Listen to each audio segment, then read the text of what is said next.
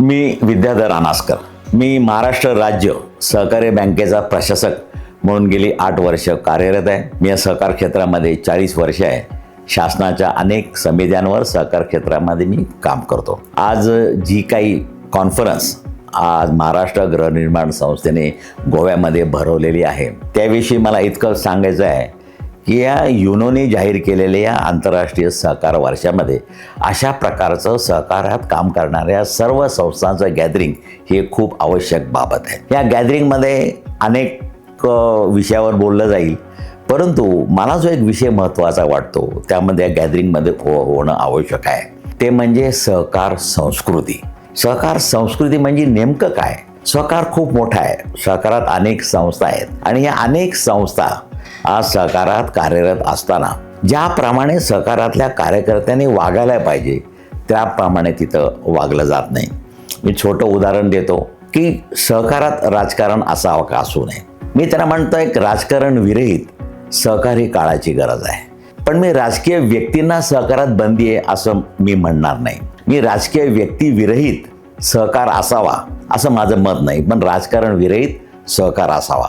या सहकारातलं पहिलं एक तत्व आहे, कोऑपरेशन अमंगस्ट कोऑपरेटिव्ह. याचा अर्थ सहकारात एकमेकाने एकमेकाला मदत केली पाहिजे. पण बऱ्याच वेळेला असं दिसतं की माझ्या बाजूलाच एक सहकारी साखर कारखाना असतो, त्याचा ऊस मात्र पळवायचं काम दुसरा सहकारी साखर कारखाना करतो. हे सहकाराला अपेक्षित नाही. आता तुम्ही हेच बघायला जाल, तुमचे सहकारी गृहनिर्माण संस्था आहे, रिडेव्हलपमेंट आहे. रिडेव्हलपमेंटच्या अनेक ठिकाणी स्वयंपुनर्निर्माणचा निर्णय घेण्यासाठी वर्षानुवर्ष कालावधी जातात. एकत्र राहणारी लोक फक्त आपण मेंटेनन्स करता एकत्र येतो, पण त्यांच्यामध्ये कधी कधी तर असं बोललं जातं की या सहकारी गृहनिर्माण संस्थेमध्ये भांडण नसेल अशी संस्था कुठेही नाही. पण सहकाराला नेमकं हे अपेक्षित नाही. आम्ही वार्षिक सर्वसाधारण सभा घेतो. वार्षिक सर्वसाधारण सभा म्हणजे नेमकं काय की आज हे सगळे मालक आहेत. सहकारी सभासद म्हणजे कोण आहे? हे सगळे मालक आहेत. त्या मालकांनी ती संस्था चालवायची असते. परंतु एकाच वेळी समजा माझी बँक आहे, ही बँक जर सगळ्या सहकारी सभासदांनी चालवायची असेल तर माझ्याजवळ 30,000 सभासद आहेत. तर 30,000 सभासदांना काय बँक चालवणं शक्य नाही. तुमचे गृहनिर्माण संस्थेतल्या सगळ्या फ्लॅट धारकांना काय ती संस्था चालवणं शक्य नाही. त्यामुळे त्यांना सहकार कायद्यानुसार मिळालेल्या अधिकारात ते आपल्यातीलच काही लोक निवडून देतात, त्यांना आपण संचालक म्हणतो. आणि त्याने कारभार करण्यासाठी जी उपविधी आहे तुमच्या सहकारी गृहनिर्माण संस्थेची, त्या उपविधीनुसार काम करावं. आमच्या बँकेमध्ये जे उपविधी असतात त्याच्यानुसार त्या संचालक मंडळाने काम केलं पाहिजे. आणि हे जे काही काम केलेलं आहे ते वर्षातनं एकदा सगळ्या सभासदांना समजून सांगण्याकरता वार्षिक सर्वसाधारण सभेची आयोजन ही कायद्याला सहकाराला अपेक्षित असणारी गोष्ट आहे. आणि पुढील वाटचाली करता चर्चा करायची त्या सभासदांची आणि या संचालकांशी, आणि मग त्याच्यानुसार आपल्या संस्थेची पुढील वाटचाल झाली पाहिजे. पण सहकारात तुम्ही बघायला जाल तर अनेक ठिकाणी वार्षिक सभा म्हणजे काही ठिकाणी 1 तर 5 मिनिटात आटपली जाते, 1 ते 10 विषय 1 मिनिटात मंजूर होतात. दुसरा भाग बघायला गाल तर या वार्षिक सर्वसाधारण सभेमध्ये संचालकांना आरोपीच्या पिंजऱ्यात उभं करून त्यांच्यावर प्रश्नांची सरबत्ती करण्याकरता आम्हाला मिळालेला 1 दिवस अशा प्रकारची भावना त्या सभासदांची असते. आणि संचालक मंडळाला असं वाटतं की वर्षातनं 1 दिवस आम्ही यांना भेटत असतो, यांना कसं हँडल करायचं आम्हाला माहिती आहे. त्यामुळे अनेक वेळेला काही कोल्हापूरमध्ये तर काही अशी घटना एका सहकारी साखर कारखान्याच्या बाबतीमध्ये घडलेली आहे की एका गटाची 2 लाख लोक सभासद आले, दुसऱ्या गटाचे 2 लाख सभासद आले आणि त्यांना कंट्रोल करायला, शांतता सुव्यवस्था राखायला 3,000 पोलिसांचा बंदोबस्त होता. हे सहकाराला अपेक्षित आहे का? तर निश्चितच नाही. जे शिक्षक समाजाला शिकवतात त्या शिक्षकांच्या पतपेढीच्या ती संस्था आहे, त्यांच्या वार्षिक सर्वसाधारण सभेमध्ये दरवर्षी एकमेकांवर खुर्च्या फेकण्याचा प्रकार होतो आणि ती सगळी हेडलाईन वर्तमानपत्राच्या पहिल्या पानावर फोटोसकट हेडलाईन येते. त्यामुळे या सहकारात कार्य करणाऱ्या प्रत्येकाच्या कृतीमुळं सहकार जर बदनाम होत असेल तर ते हे सहकाराला अपेक्षित नाही. आज मी स्वतः व्यक्तिगत आयुष्यामध्ये कसा का असेना, पण मी जर एखादी चुकीची कृती केली तर माझ्या चुकीच्या कृतीमुळं हा सहकारातला अनास्कर आहे, त्याने हे चुकीचं केलं, यामुळं सहकार निश्चितच बदनाम होतो. पण मी जर चांगलं काम केलं तर त्याचा फायदा निश्चितच सहकाराला होतो. बऱ्याच वेळेला मी शिक्षकांबद्दल असं म्हणतो की हे शिक्षक वर्गात मुलांना सांगताना शिकवत असतात की बाबा चालताना रस्त्याने डाव्या बाजूने चालावं, आणि जे शिकवतात शाळा सुटल्यानंतर कधीतरी ते शिक्षक उजव्या बाजूने चालताना ज्यावेळी आपल्याला दिसतात त्यावेळी मात्र मन विषण्ण होतं. हे सहकारात नेहमी जे काय घडतंय आज कुठेही एकोप्याने जीवन जगावं, एकमेकाला सहकार्य करावं, ही सहकार्याची भावना सहकारामध्ये काम करणाऱ्या प्रत्येकात रुजवणं हे पण एक खूप महत्वाचं काम आहे. तर मी त्याला सहकार संस्कृती असं एक नाव देऊ इच्छितो. त्यामुळे आज या समिट करता जी काही लोक आज इथं उपस्थित आहेत त्या सर्व लोकांना मी असं आवाहन करेल की सहकाराची जी प्रिन्सिपल आहे, सहकाराची तत्व आहेत, ती तत्व एकतर तुम्ही अंगात भिनली पाहिजेत. मी अनेक वार्षिक सभांमध्ये बघितलं, एखाद्याच्या संचालकांचं चुकीचं असेल तर ते सौम्य भाषेत मांडणं. आता आमच्या बँकांमध्ये मी कालच एका ठिकाणी म्हणालो की आमचा NPA जर 11% असेल तर तुम्ही पहिल्यांदा विचारलं पाहिजे की तुम्ही 15 वरनं 11 आलात, त्याबद्दल तुमचं अभिनंदन. 11 वरनं तुम्ही 10च्या आत कसं याल हे तुम्ही आम्हाला सांगा. पण तसं न होता या वार्षिक सभेमध्ये ज्या प्रकारे परवा तर एका वार्षिक सभेमध्ये एका सभासदाने संचालकाला विचारलेलं मी बघितलेलं आहे, तुम्ही सभेला कोणती बिस्किटं खाता, क्रीमची बिस्किटं का खाता, हा काय विचारण्याचा प्रश्न नाही.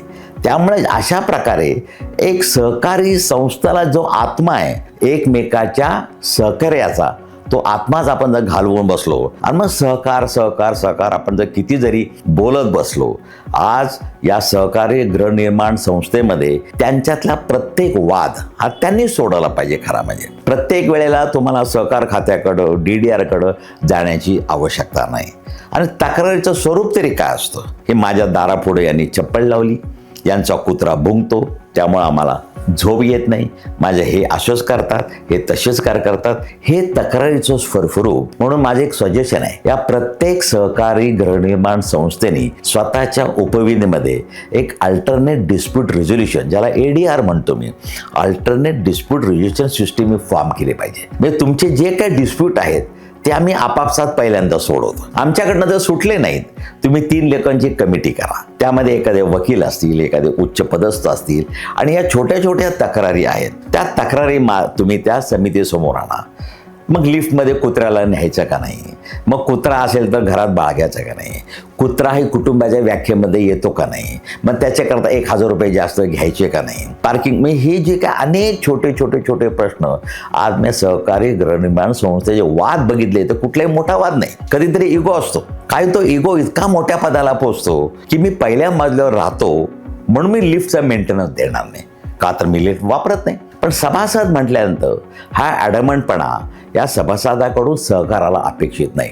सहकाराला अपेक्षित हे काय, सर्व सभासद इक्वल आहे, मी लिफ्ट वापरत नाही, मी देणार नाही, हे काही तत्व हे सहकाराचं नाही. सहकारात सगळे सभासद इक्वल आहे, कायद्यासुमार सगळे समान आहेत. मी इक्वॅलिटी, कॉन्स्टिट्युशनल आर्टिकल 14 आम्ही ज्याप्रमाणे म्हणतो, त्यामुळे सहकारी संस्था स्थापन करणं हा फंडामेंटल राईट आहे, हा मूलभूत अधिकार आहे, हा घटनेमध्ये आहे. पण घटनेमध्ये हेही सांगितलं आहे की हे जे सहकार असोसिएशन पर्सन आहे, आम्ही एकत्र येतो, ते विशिष्ट उद्देश ठेवून एकत्र येतो, आणि त्या उद्देशाच्या अचीव करण्यासाठी जो का माझा ऑब्जेक्ट आहे, ते ऑब्जेक्ट मला अचीव करण्यासाठी सर्वांचं सहकार्य अपेक्षित. त्यामुळे अशा प्रकारे तुम्ही अल्टरनेट डिस्प्यूट रिझोल्युशन सिस्टीम जर तुमच्या स्तरावर स्थापन केली आणि तिचा जर प्रश्न सुटला नाही, तर मग तुमचा DDR आहे, मग तुमचं सहकार न्यायालय आहे. त्यामुळे अशा प्रकारे सहकारी संस्कृती आपण अनेक वेळेला म्हणतो की भारतीय संस्कृती. भारतीय संस्कृती म्हणजे काय, परदेशात गेल्यावर आम्ही ती समजा एखाद्या माझा पाय दुसऱ्या माणसाला लागला तर मी त्याला पटकन नमस्कार करतो, एखाद्याने नमस्कार केला तर मी पण त्याला परत नमस्कार करतो.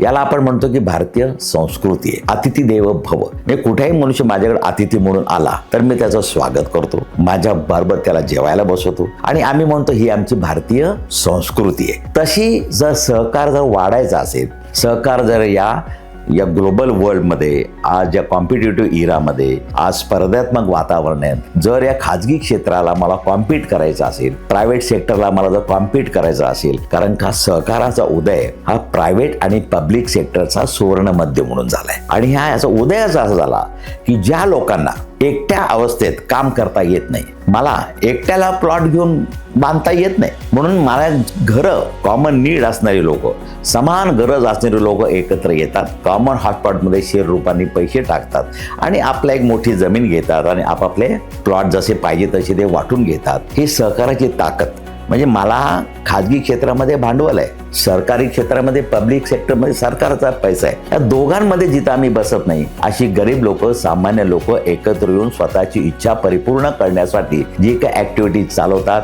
त्याला सहकार म्हटलं जातं. आणि सहकार संस्कृती जर आपण हे पाळली नाही, त्यामुळे सहकार संस्कृती रुजवणं हे या परिषदेचं एक वन ऑफ दी एम असणं हे अपेक्षित आहे. त्यामुळे या परिषदेच्या निमित्तानं इथं बसणाऱ्या आलेल्या सर्व दिग्गजांना, सर्व मान्यवरांना मी सांगतो की सगळ्यात पहिल्यांदा आपापल्या संस्थेमध्ये, सभासदांमध्ये सहकार संस्कृती कशी रुजेल हे जर आपण मनापासून बघितलं आणि ते रुजवलं त्यामध्ये, तर सहकार मोठा व्हायला वेळ लागणार नाही. Thank you very much. नमस्कार.